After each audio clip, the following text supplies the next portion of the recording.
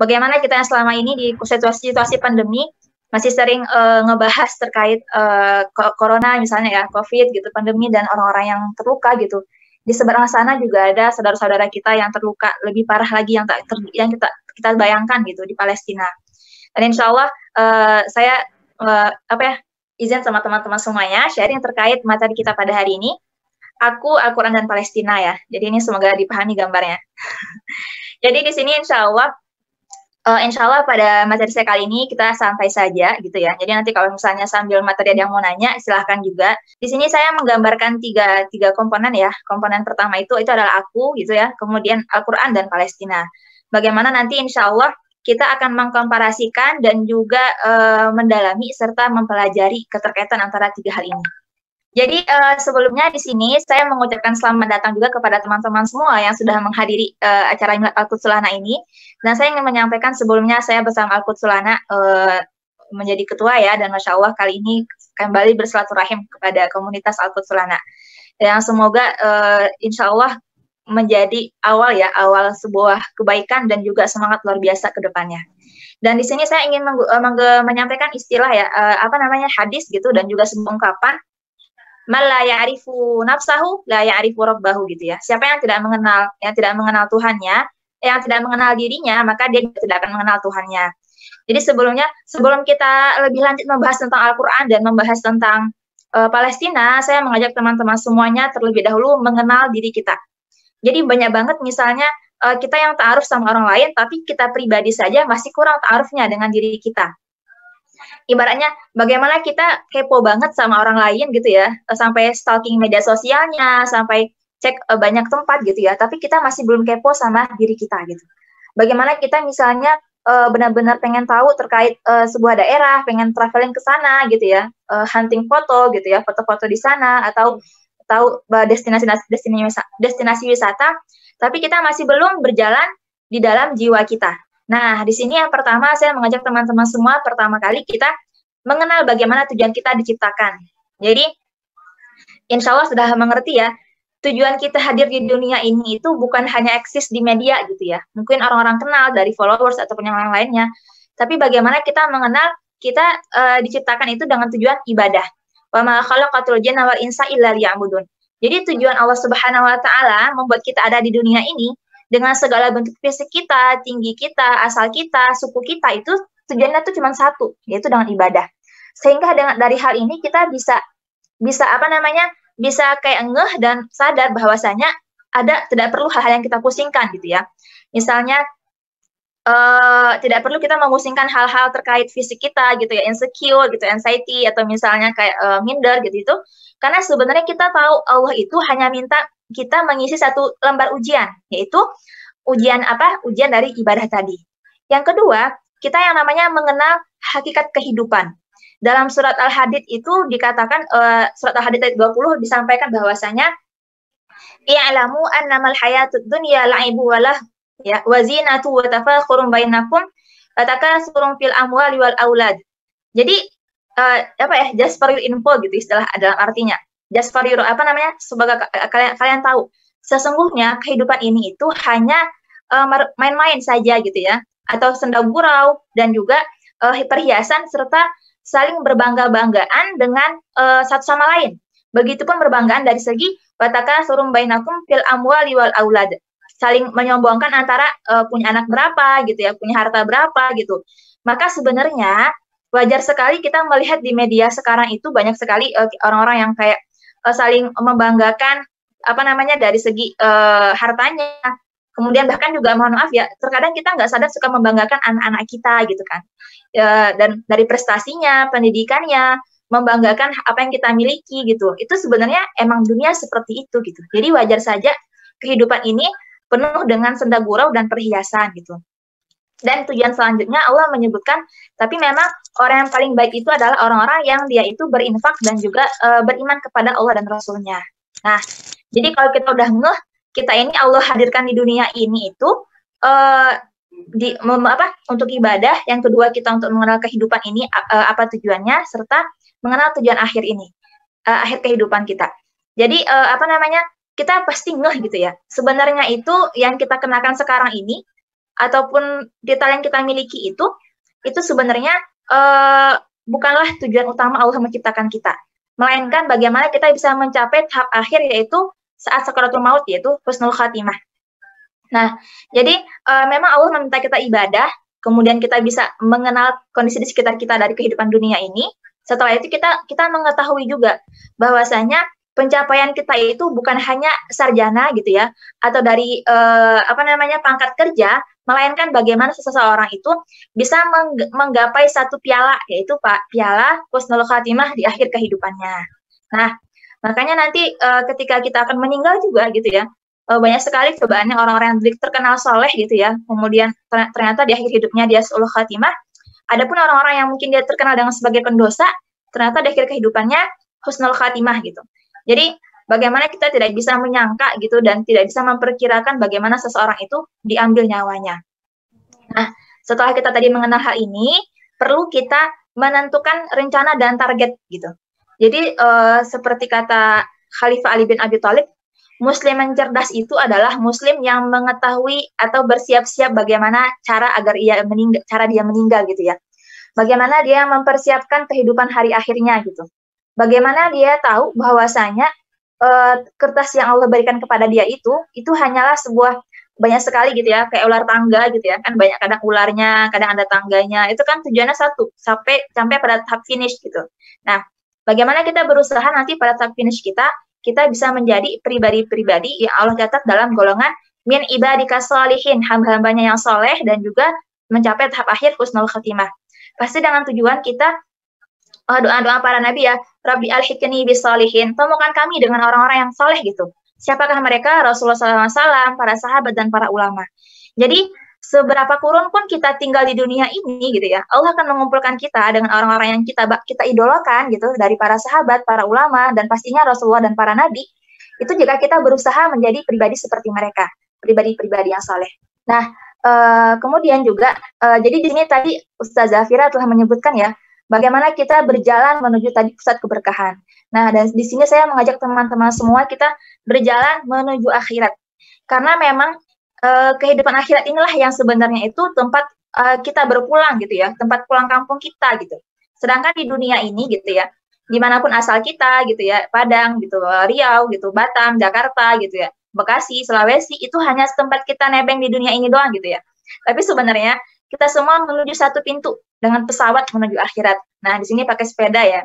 Jadi intinya memang seperti istilah buat sepeda ungkapan gitu ya. Jangan pernah berhenti mengayuh, karena kalau berhenti mengayuh nanti kamu akan terjatuh gitu. Nah, dalam hal ini juga kita tidak memutuskan berhenti dari sepeda gitu ya. Jatuh dari supaya tidak terjatuh.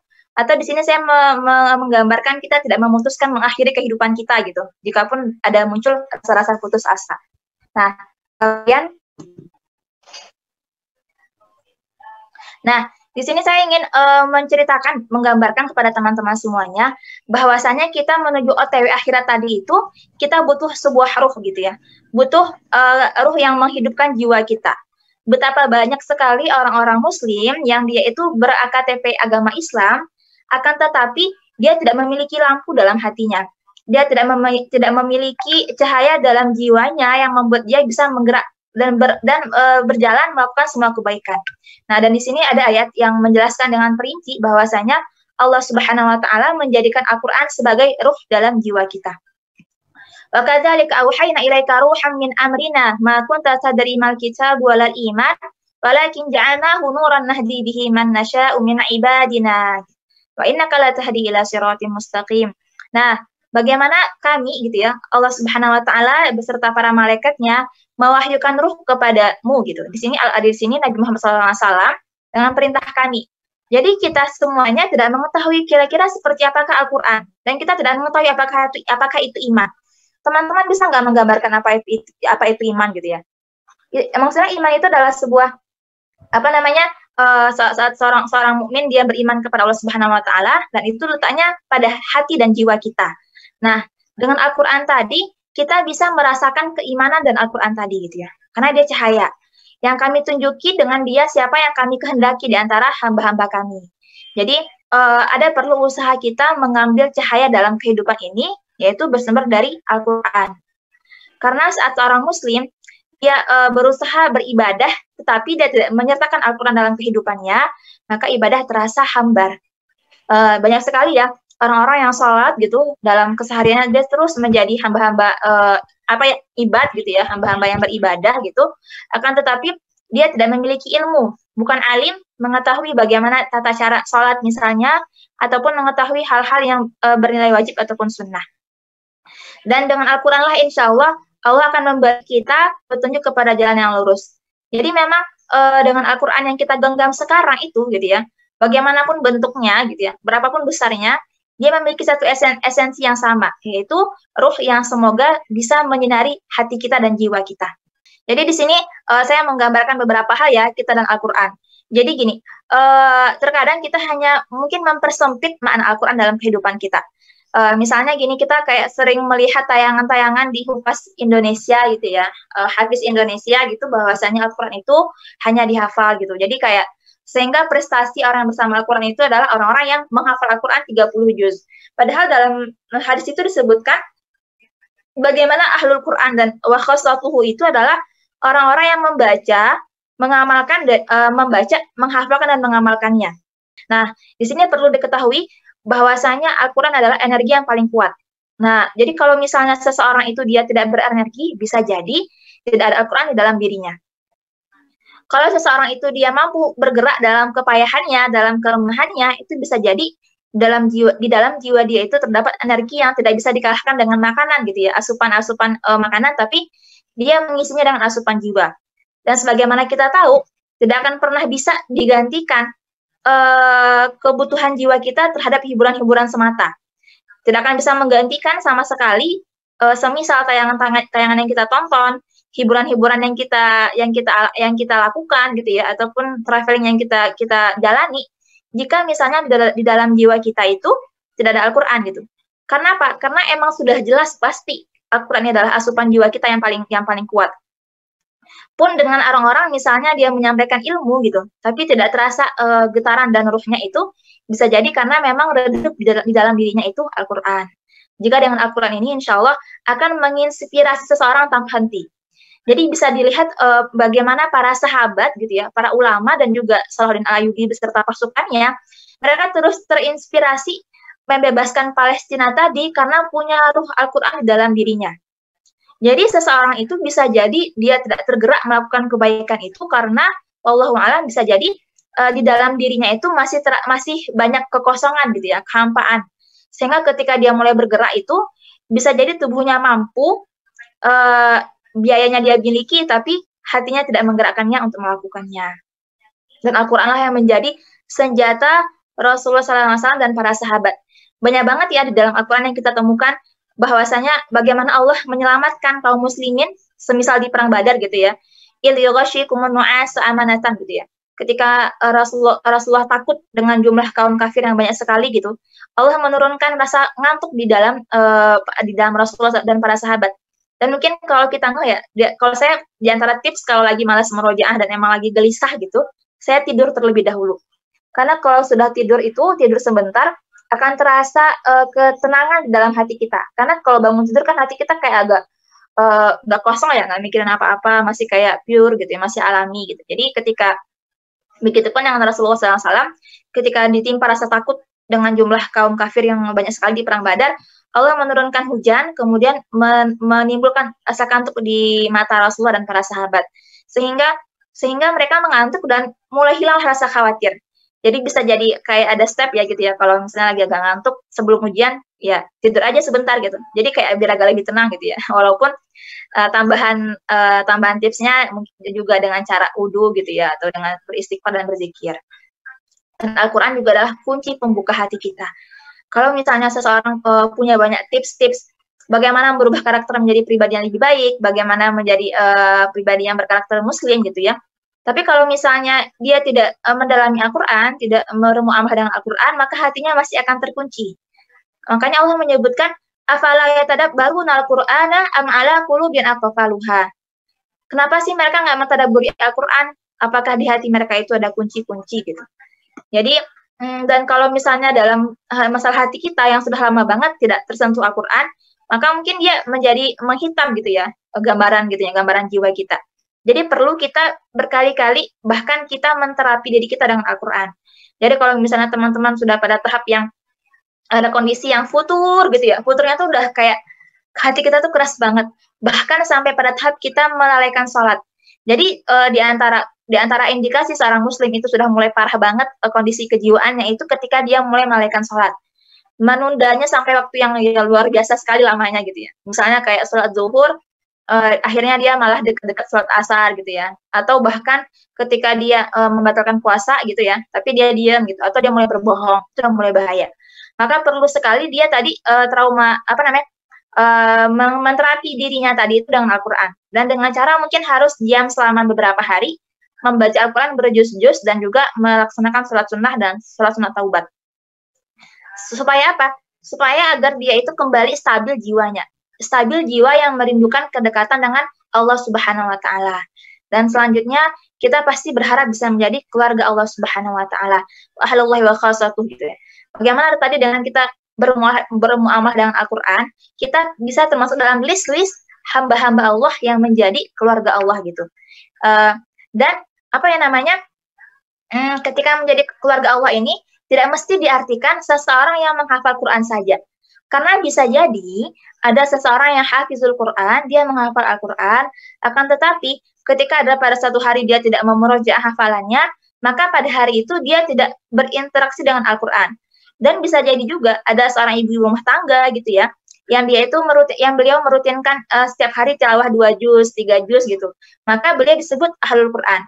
Gambarannya seperti ini. Misalnya ada sebuah villa di puncak gitu ya. Villa di puncak itu yang indah banget dan cakep banget. Nah, ada pemiliknya gitu ya. Sebutkan misalnya Bapak Andi pemilik villa ini gitu, dan ada Bapak Budi sebagai pembantu di rumah itu. Bapak Andi ini beliau memiliki sertifikat villa itu dan beliau pemilik villa itu. Akan tetapi beliau tidak menyambanginya setiap waktu gitu. Beliau hanya datang sekali sebulan gitu ya, saat pengen liburan gitu, atau saat sekali 6 bulan, atau saat liburan semesteran. Sedangkan Bapak Budi yang sebagai pembantu tadi gitu, beliau yang membersihkan rumah itu, menikmati kemewahan rumah itu, kemudian tinggal di rumah itu gitu ya. Maka sebenarnya bisa dikatakan bahwasanya pemiliknya tadi adalah Bapak Budi gitu, karena beliau yang selama ini tinggal di rumah itu gitu. Begitupun dengan Al-Quran. Bisa jadi kita mendapatkan sertifikat Hafizul Quran gitu ya, sanad atau yang lain-lainnya, akan tetapi saat kita dalam beberapa kali kita tidak membaca Al-Quran, maka lepaslah gelar Al-Quran tadi dari diri kita. Jadi insya Allah ketika seseorang merutinkan membaca Al-Quran setiap hari, maka insya Allah dia termasuk sebagai Ahlul Quran. Dan saya pernah ya berinteraksi dengan seorang ibu-ibu gitu, ketika ibu-ibu yang beliau itu ibu apa ya, beliau itu ibu-ibu yang seperti ibu rumah tangga biasa gitu ya. Dan saya takjub dan kagum ketika seluruh anak-anaknya itu menjadi penghafal Quran. Dan ketika saya tanya kepada suami beliau gitu ya, Bapak gimana, Masya Allah ibunya luar biasa. Saya nggak tahu Mbak, jadi ibu ini setiap hari pasti baca Al-Quran terus gitu, di malam harinya gitu. Sehingga membuat anak-anak beliau mendapatkan keberkahan Al-Quran. Keberkahan Al-Quran yang Masya Allah sebagai salah satu tameng kita terhindar dari mara bahaya di dunia ini dan dalam kehidupan ini. Dan setelah kita tadi ini ya, dari Al-Quran itu, Al-Quran juga sumber keberkahan, tapi bagaimana sekarang kita meraup dan mencakup serta mengambil dan menjemput keberkahan-keberkahan tadi. Jadi kalau misalnya seseorang penghafal Quran, akan tetapi dia hanya tidak menambah lagi kebaikan yang dia lakukan, maka dia mungkin hanya stuck di bagaimana menambah hafalannya, memurojaah hafalannya, kemudian mempelajari Al-Quran. Tapi di sini saya mengajak teman-teman semua, kita sekarang setelah tadi mengenali diri kita, mengenali hakikat kita diciptakan, kemudian kita mengenali Al-Quran itu fungsi dalam kehidupan kita. Sekarang kita mengenali bagaimana kita bisa meraup semua keberkahan. Di sini saya insya Allah menjelaskan dengan simpel dan rinci bagaimana kita sekarang perlu mendulang ilmu dari sumber keberkahan. Bagaimana kalau kita mendengar kisah Bilal bin Rabah ya, para sahabat juga Ammar bin Yasir yang disiksa hanya agar bisa mengatakan Allah bukanlah Tuhan kami gitu ya. Maksudnya mengakui Lata dan Uzza sebagai Tuhan mereka, sehingga mereka menderita penyakit fisik yang itu disiksa luar biasa gitu. Dan kalau kita sekarang aja udah sakit gigi doang, itu udah nggak sanggup ya, udah nangis-nangis kejer gitu istilahnya. Kalau kita disiksa dengan ini, disiksa dengan penyakit, kita juga udah nggak kuat gitu. Kita bisa melihat bagaimana lemahnya ketahanan fisik kita gitu ya. Karena bukan karena tubuh kita nggak kuat, tapi karena hati kita yang nggak kuat menahan untuk bersabar. Jadi saya dan mendapati, melihat serta menemukan bahwasanya contoh paling jelas gitu.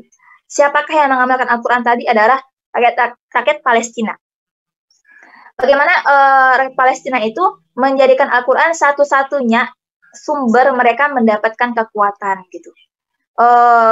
Masya Allah luar biasa tadi, dan mereka itu bangga sekali dengan hal-hal Al-Qurannya. Bagaimana di usia yang masih muda mereka sudah menghafal Quran, dan kebanggaan mereka itu tadi, setiap celutukan mereka itu ketika ada anak-anak kecil, kamu sekarang sudah hafal juz berapa gitu ya. Sekarang saya sudah hafal surat Al-Baqarah gitu. Oh, saya sudah hafal An-Nisa gitu. Jadi itu dah celutukan mereka gitu. Dan mereka benar-benar mengamalkan Al-Quran. Misalnya dalam segi hijab ya, hijab ketika perempuan Palestina yang mereka itu terus menggunakan jilbab sampai tidur gitu.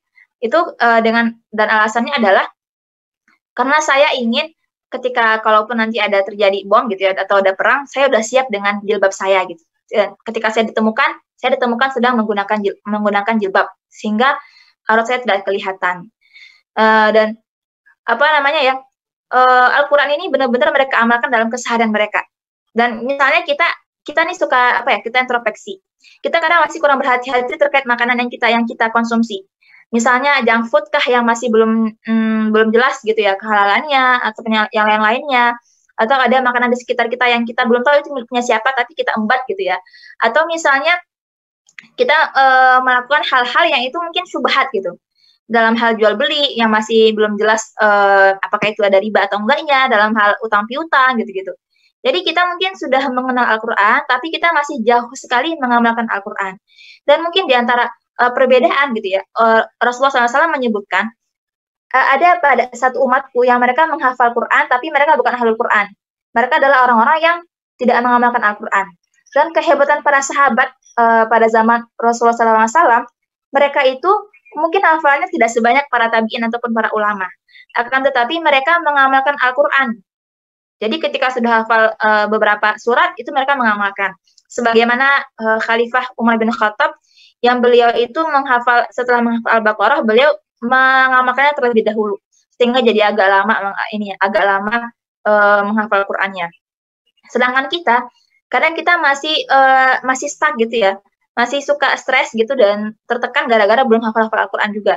Padahal bisa jadi Al-Quran itu kita mudah menghafalnya ketika kita berusaha mengamalkannya. Allahu a'lam ya. Dan juga kedua, mereka menjadikan Al-Quran sebagai penyembuh gitu.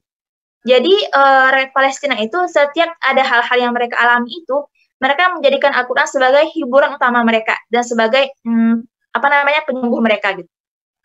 Tadi yang sudah Fira jelaskan bahwasanya di antara trauma healing di Palestina itu dengan cara halaqah Al-Quran. Ketika anak-anak Palestina mereka mendengarkan bom gitu ya, mereka menanggapinya gitu dengan membacaan tilawah dan Al-Quran mereka. Seperti di Gaza yang kita sangat takjub dengan keluar biasaan mereka, kehebatan mereka, kepintaran mereka dalam hal menghafal Quran, serta setelah menghafal itu mereka mempelajari pendidikan yang tinggi ya. Jadi bahkan di Gaza pun ataupun Palestina, walaupun kondisi mereka dijajah gitu, ternyata masih banyak sekali orang-orang yang S2, S3 gitu, dan kebanyakan para masyayikh yang mengisi kajian di Adara itu, mereka portofolionya itu mereka udah S2, S3 gitu, dan mempelajari kedokteran gitu, mempelajari insinyur gitu ya. Jadi itu banyak banget yang mereka pelajari. Dan kita kadang justru menjadikan Al-Quran sebagai tujuan akhir, bukan, tujuan setelah pendidikan.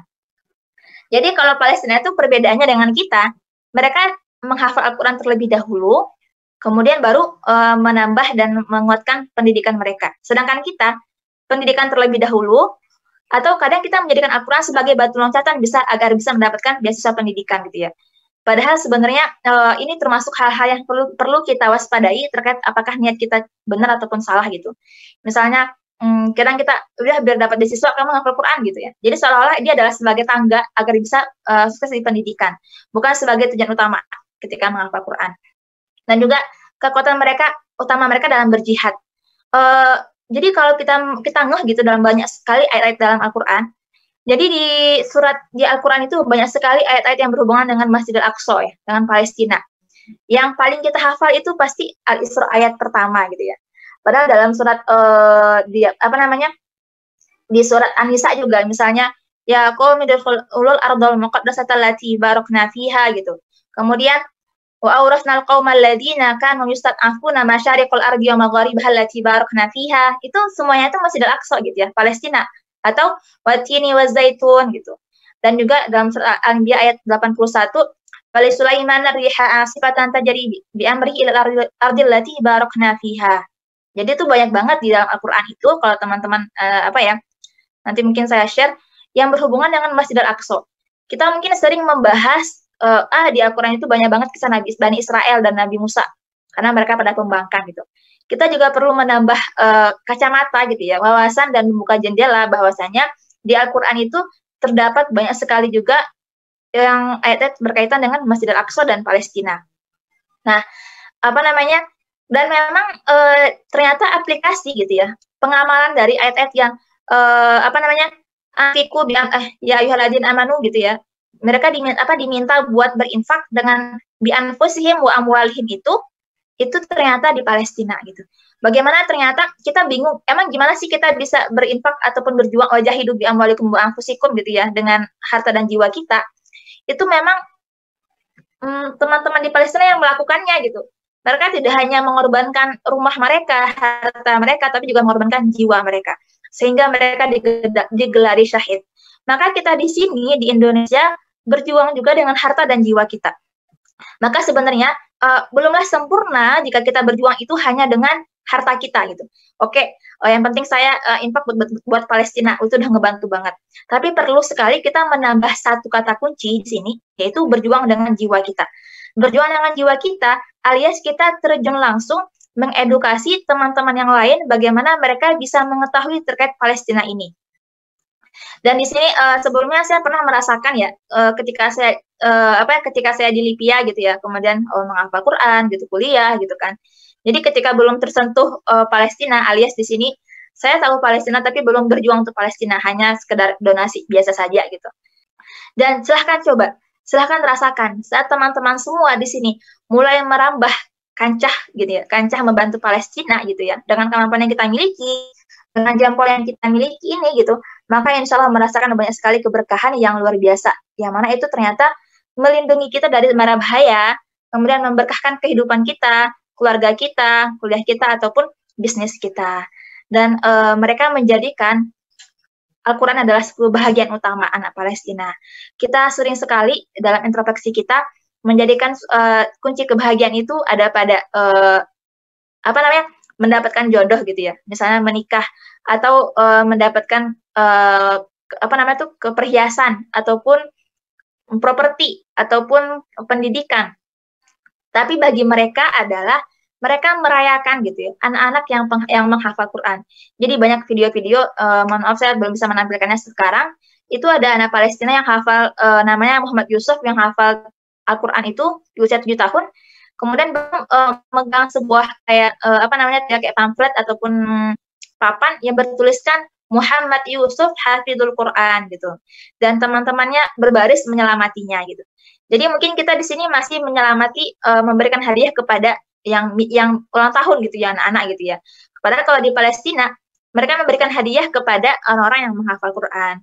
Jadi di sini perlu sekali kita menambah gitu ya, memasukkan kepada pikiran gitu ya, dan juga dalam pemahaman anak-anak kita gitu, atau adik-adik kita, bahwasanya kebahagiaan kita itu adalah ketika kita memiliki Al-Quran di dalam jiwa dan pikiran kita. Salah seorang guru saya mengatakan gitu, selama ini Al-Quran itu mungkin hanya ada di terminal pikiran kita. Saatnya sekarang kita memindahkannya ke terminal jiwa kita. Jadi saat seseorang itu dia tidak lagi memiliki, maksudnya ketika sudah mulai tua usianya, saat sudah mulai rapuh tubuhnya gitu ya. Tapi ketika dia memiliki Al-Quran di jiwanya, maka dia masih bisa mengaji, mau murojaah dengan hatinya gitu. Ibaratnya bahkan ketika seseorang sudah akan meninggal gitu ya, dan dia tidak mampu lagi membaca tahlil gitu, maka dia bisa membacanya di hatinya gitu. dengan gerak hatinya yang masih ada gitu, yang masih bergerak dan masih aktif, itu dia membaca tahlil gitu. Begitupun dengan Al-Quran. Jadi bagaimana kita melatih Al-Quran itu bukan hanya di bibir kita, tapi juga di jiwa kita. Karena insya Allah ketika seseorang itu dia mulai melazimkan Al-Quran di dalam dirinya, maka dia akan tergerak, terinspirasi, bahkan dia akan berjuang luar biasa untuk Palestina. Jadi memang dua hal ini tidak bisa dipisahkan ya. Ibaratnya kalau seseorang ingin menghafal Quran, akan tetapi dia belum membantu Palestina, maka mungkin akan terasa sekali sedikit kurang dalam kehidupannya. Tapi kalaupun membantu Palestina tanpa Al-Quran, maka dia mungkin kurang merasakan ruh perjuangan anak-anak di Palestina. Dan ini ya, mungkin di antara poin-poin terakhir yang ingin saya sampaikan, karena kita mengenal, insya Allah mengenal jiwa kita, mengenal Al-Quran dan juga Palestina, maka kita perlu sekali jangan sia-siakan kehidupan gitu ya. Jadi emang kita sekarang usia berapa? Misalnya 26, 27, 30, 16, 17 gitu. Nah, usia yang kita miliki itu hanyalah usia kematian dikurangi usia kita saat ini gitu. Jadi bisa jadi sisanya hanya tinggal 5 tahun, 7 tahun, 8 bulan gitu ya. Itu yang kita miliki sekarang, itu adalah harta kita. Maka kita jangan sampai menyia-nyiakannya. Selagi masih bisa berbenah segera, dengan menambah list-list yang perlu kita lakukan, mengingat tujuan kehidupan kita adalah ibadah, kemudian juga mendalami Al-Quran, serta melazimkannya, serta juga membantu Palestina. Dan perlu kita menjadikan Al-Quran sebagai kekuatan utama. Jadi saya pernah menggambarkan, kita nggak akan pernah seperti Bill Gates gitu ya, atau Mark yang pemilik Facebook gitu. Kita nggak akan pernah mungkin sekaya mereka gitu. Tapi kita mungkin nggak akan pernah menyamai orang-orang kaya di dunia ataupun di Indonesia. Bahkan kita mungkin belum bisa menjadi crazy rich ASEAN gitu ya, atau rich Indonesian, atau rich Surabaya, atau rich Jakarta gitu ya. Tapi kita bisa menjadikan Al-Quran sebagai kekayaan utama kita. Maka dalam sebuah ini ya, prinsip utama para pemenang Salahuddin Ayyubi gitu ya, Muhammad Al-Fatih itu tidak akan pernah dicapai sebuah kemenangan tanpa adanya Al-Quran. Tidak akan pernah ada bisa seorang muslim mengalahkan musuh-musuhnya tanpa Al-Quran. Dan kita perlu juga memperluas kebaikan dan wawasan. Jadi jika selama ini kita hanya mungkin menafkahi keluarga gitu ya, anak istri, atau misalnya kita hanya memberikan hadiah kepada keluarga kita, sekarang saatnya kita merambah kebaikan ini kepada seluruh mancanegara dan juga internasional, dan pastinya OTW Palestina. Bagaimana, bayangkan coba teman-teman semuanya, kita mungkin dapat gaji atau kafalah sebulan mungkin cuma berapa ratus ribu ya. Tapi ketika misalnya kita bagi, kita berikan hadiah kepada di Palestina gitu, kepada Halaqah Quran gitu ya, yatim Palestina, ataupun jadi wakaf sumur gitu, insya Allah uang yang kita miliki tadi gitu, jarih yang kita lakukan tadi itu bernilai pahala dan menjadi jariah.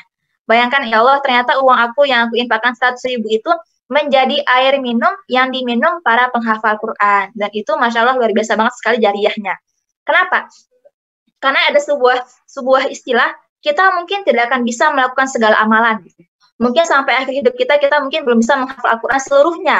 Akan tetapi, jika kita membagi kebaikan yang kita miliki, seperti memiliki harta, insya Allah kita akan bisa mendapatkan pahala-pahala kebaikan yang mereka lakukan tadi. Nah, dan inilah insya Allah menjadi pemberat kita nanti di akhirat nanti. Sebagaimana nanti teman-teman mungkin kita mungkin nggak punya banyak uang gitu ya, atau harta untuk membantu mereka. Tapi jika bisa mengajak orang lain untuk membantu Palestina, maka teman-teman menjadi satu kunci sebagai pembuka amalan-amalan dia. Gitu. Jadi masya Allah ya, bisa jadi kita sudah meninggal, tapi ternyata orang-orang yang tergerak membantu Palestina gara-gara kita, pahalanya sampai terus menerangi kubur kita, masya Allah. Dan insya Allah teman-teman akan merasakan gitu ya, yang hari ini ikut gitu ya, walaupun pertama kali ikut gitu dari manapun, dari Jogja gitu ya, dari Bogor gitu ya, itu insya Allah sudah Allah gerakkan hatinya, Allah berikan hidayah taufik yang menggerakkan kita, ayo, masya Allah ya, sekarang udah mengenal Palestina, sudah mengenal banget banyak sekali kondisi-kondisi di sana. Jadi saat kita sekarang status di WhatsApp dan mengajak orang lain untuk membantu Palestina, itu adalah kunci, salah satu pintu Allah memberikan banyak keberkahan dalam kehidupan kita. Ini terakhir ya dari saya gitu ya. Kita masih hidup dan dibekali Al-Quran, manfaatkan semuanya untuk membantu Palestina gitu. Siap gitu ya. Jadi mumpung masih hidup gitu ya, mumpung Allah belum mencabut nyawa kita gitu ya, mumpung masih bisa bicara, mumpung masih punya tangan untuk mengetik, mumpung masih punya uang di tabungan dan di ATM, kita harus totalitas dalam menjadi pribadi yang Rabbani dan Qur'ani. Pribadi yang memaksimalkan ibadahnya, kemudian membantu Palestina. Kenapa? Karena emang di antara ibadah yang paling disesali orang-orang ketika sudah meninggal tadi adalah sedekah ya. Ibaratnya gini, ya Allah, kenapa sih uang itu aku beliin baju, mending aku kasih kepada mereka gitu ya.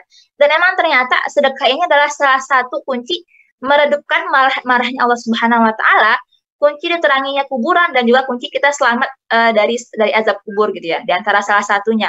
Jadi insya Allah dan kita di sini nggak ada banget kan yang benar-benar nol banget ininya keuangannya gitu ya ataupun yang lain-lainnya. Jadi selagi Allah berikan kita otak untuk berpikir, maka segera mengajak orang lain buat membantu Palestina dari edukasi kita dan juga harta kita.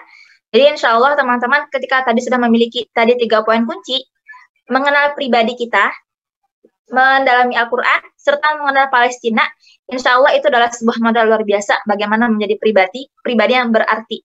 Khairukum anfa'ukum linnas ya, sebaik-baik pribadi itu adalah mereka yang berguna bagi manusia. Dan kita dikenal bukan karena nama akun kita, tapi kita dikenal dengan kebermanfaatan kita.